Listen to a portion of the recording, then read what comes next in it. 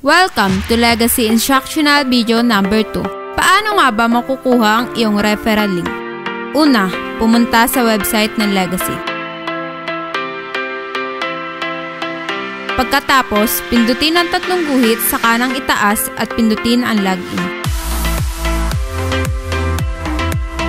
Ilagay ang mga hinihingi impormasyon kagaya ng iyong username at password at pindutin ang go. Hintayin makapasok sa website. Muling pindutin ang tatlong guhit sa kanang itaas, piliin ang directs. Pindutin ang referral link.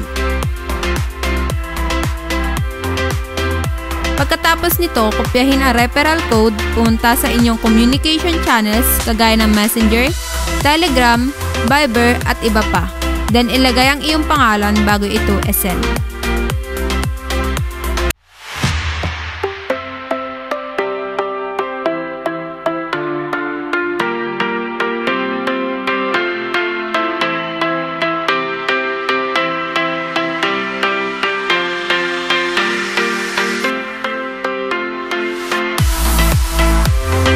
Pwede mo ding gamitin ang QR code para i-enroll ang iyong kaibigan.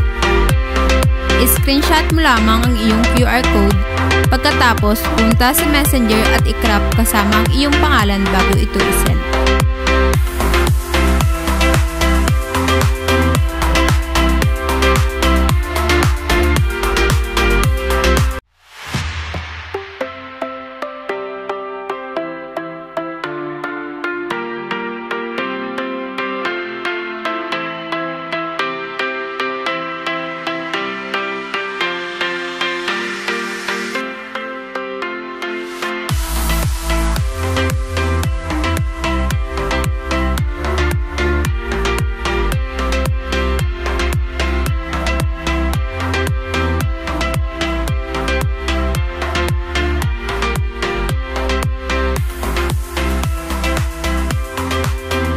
Okay, we're done. Thank you for watching. Keep learning with more instructional videos. See you next time!